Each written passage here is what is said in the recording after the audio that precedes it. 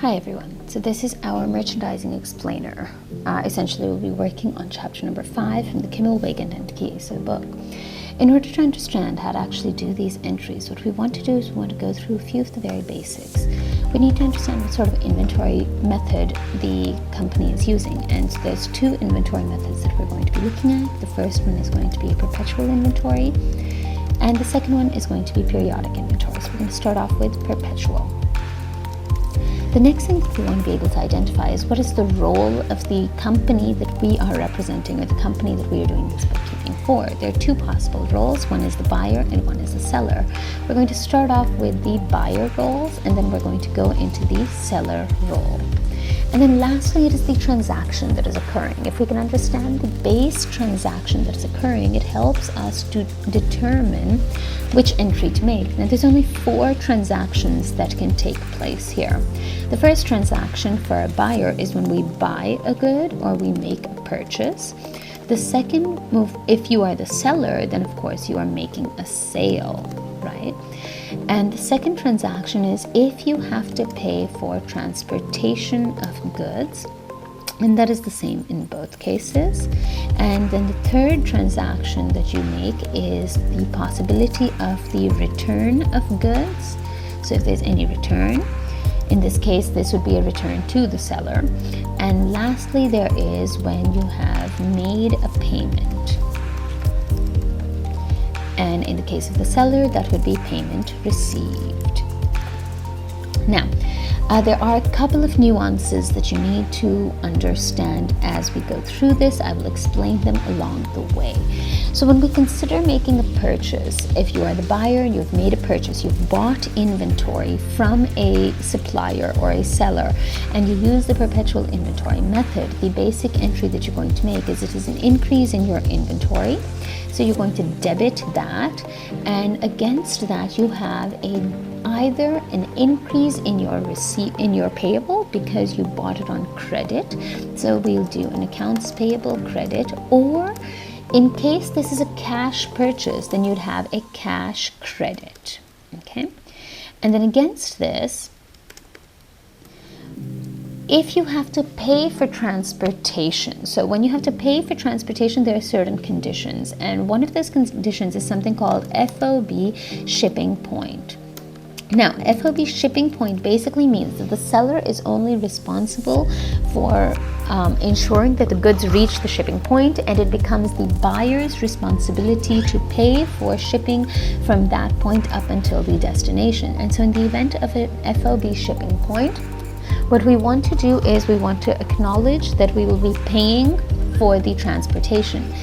And transportation is always paid for in cash. So straight up, that is a cash credit to be taking place over there. Sorry, just one moment, cash credit. But what we do need to understand is that when we pay for transportation after buying a certain amount of inventory, essentially that adds to the cost of our inventory. And so we would debit our inventory over here. One more time. In the event of FOB shipping point, it is the buyer's responsibility to pay for the cost of transportation, and the cost of transportation is always to be paid out in cash. For the buyer, this represents an increase in the cost of inventory, and so we will associate that particular cost with inventory. So the entry becomes inventory to be debited and cash to be credited. This cannot take place on accounts payable. It cannot be a credit extension. Now, sometimes you receive goods and they're either not according to requirement, or they can be damaged in the process of transportation, so you have the right to return those goods. When we return anything, essentially it will reverse the purchase entry, because you will either get a cash back or you will get credit against your net bill. So we'll have accounts payable or cash to be debited, and because that inventory is not to remain with you, our inventory account is to be credited. That is a decrease in the initial entry that we had done. And then lastly, when we make the payment against our accounts payable, now this entry only comes where you have an accounts payable or you were able to purchase the goods on credit. And so when you make the payment, first and foremost, you're going to decrease your liability, and so accounts payable is going to be debited. Now, the technicality over here is that sometimes, and sorry, just one moment. Now, against that particular liability decreasing, you'll have a cash outflow. Now, the technicality over here is that sometimes companies offer a discount if the payment is made within a certain time period. And the way that that is denoted is, so we're going to take an example here, 210 net 30. Okay, now this is the way that the discount appears on the terms and conditions, but what this really means is a 2% discount if the payment is made within the first 10 days, else the net amount is to be paid within 30 days. That's a 30-day credit extension, and a discount will be given to the buyer if the payment is made within 10 days, and the amount of the discount is going to be 2% of the net bill. So in the event of availing a discount, the entry is modified slightly in the sense that the cost of inventory will decrease for the buyer, and so we'll credit our inventory. Okay, so these are the four main entries that we have under perpetual inventory for a buyer. Now we're going to map these exact entries for the seller because there exists a seller on the opposite side of each one of these transactions. So perpetual inventory for a seller, and when a buyer makes a purchase, a seller makes a sale. Now, when you make a sale, the first thing that you want to identify is whether this is going to be on account, so whether it is an accounts receivable or it is a cash sale. And of course, that account is going to be debited.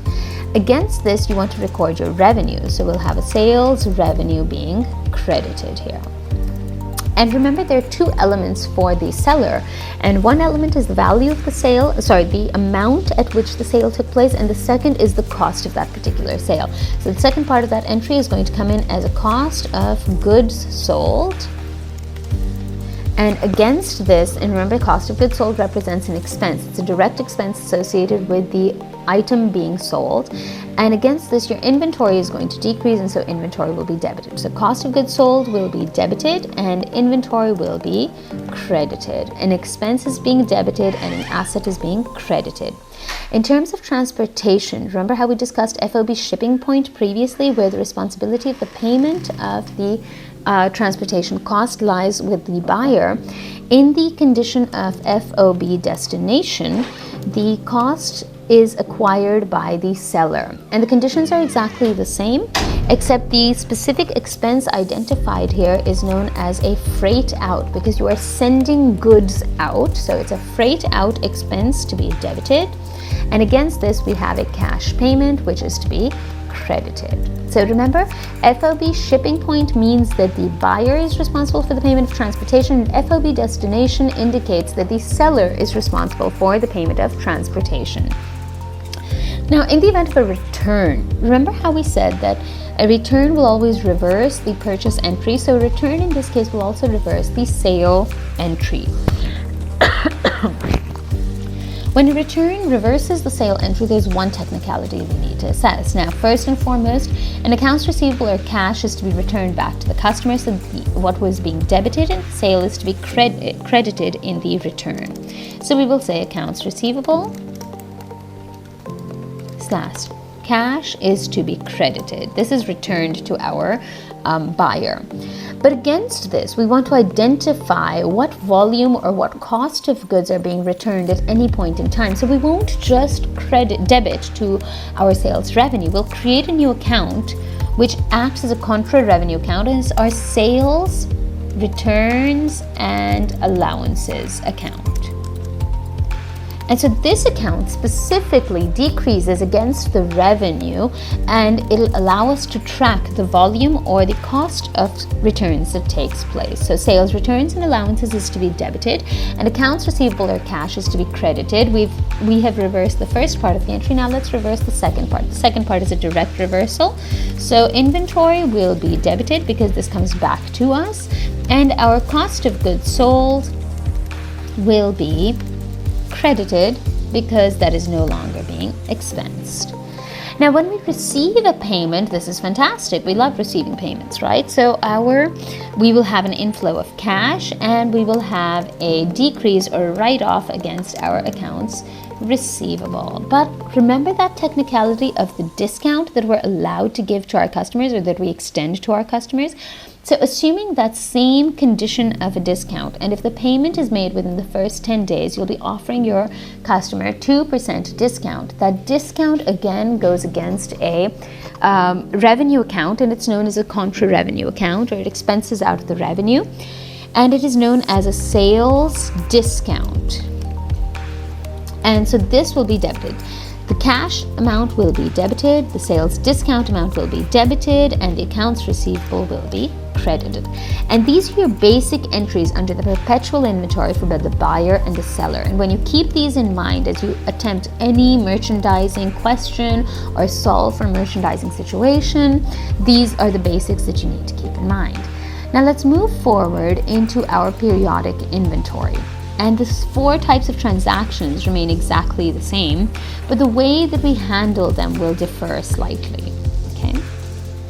So for the buyer, we will begin, in fact, let me copy this, and we will only modify the entries that need copying, because we only need to account for the difference in our transactions where the perpetual inventory or the periodic inventory are to be treated differently. So for periodic inventory, we are going to modify these entries.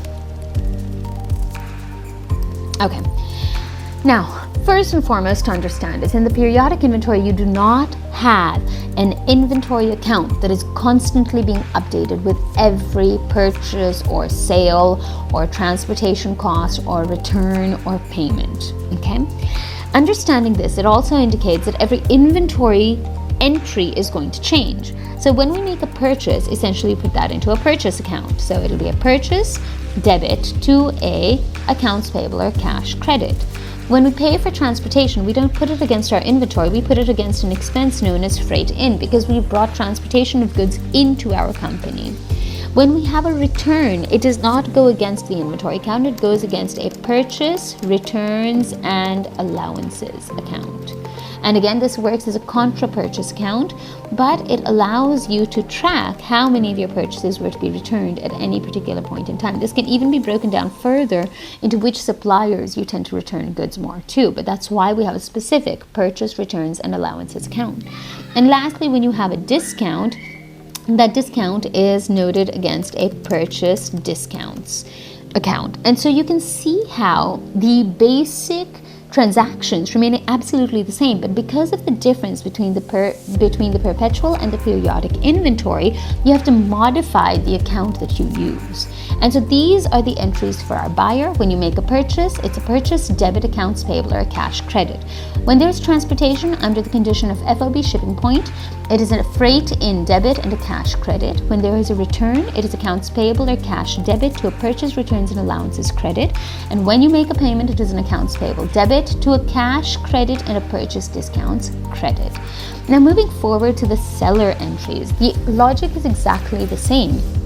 And because you don't have an inventory account, you also don't track your cost of goods sold in the same way. And so when we have a revenue, all we want to do is we just want to eliminate every entry where there is an inventory or a cost of goods sold for the seller. And so what happens is when you make a sale, you only identify accounts receivable cash debit to sales revenue credit. In the event of transportation, if it's FOB destination conditions, then you have freight out debit to cash credit. In the event of returns, there's sales returns and allowances debit to accounts receivable and cash credit. And when you receive a payment, it's cash debit to sales discount debit to accounts receivable credit. And so this modification is a lot easier.